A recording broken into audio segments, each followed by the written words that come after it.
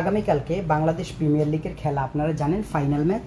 So এই final ম্যাচে দুইটা টিমই চাবে যে তাদের চমকটা দেখানোর জন্য, যেহেতু চট্টগ্রামে প্রথমবার ফাইনাল এবং তারা চাইবে তারা যেন এই ফাইনালটাতে জিততে পারে।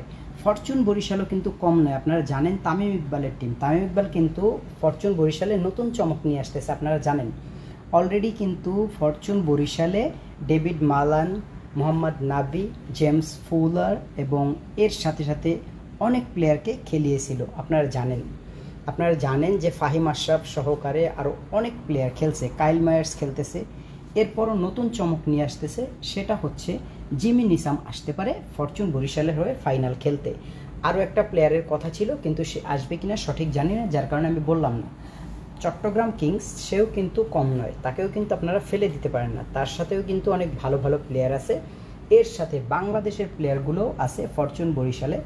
তামিম ইকবাল, মাহমুদুল্লাহ রিয়াদ, আপনারা সবাই জানেন, মুশফিকুর রহিম, তৌহিদ হৃদয়, যারা খুব ভালো একটা ফরম্যাটে আছে বা যারা খুব ভালো খেলে, প্রত্যেকটা ভালো ভালো প্লেয়ার ফরচুন বরিশালে আছে। এবং চট্টগ্রাম কিংসও ভালো ফরমেশনে আছে। আপনারা জানেন আমাদের ইমন, উনি অনেক ভালো খেলে, এবং আমাদের হচ্ছে শামীম পাটোয়ারি, শামীম ভাই, উনি অনেক ভালো খেলে, সবাই ভালো খেলে। সো দুই দলের জন্যই তাদের জন্য দোয়া রইল, যে কোনো এক দল জিতবে। অবশ্যই আপনারা ফাইনালটা দেখবেন, খুব জমজমাট হবে আগামীকালকে। আমি আসছি ফাইনাল দেখার জন্য বাংলাদেশ প্রিমিয়ার লিগের। আপনারা তৈরি তো? অবশ্যই আপনাদের সাথে দেখা হবে ফাইনালে।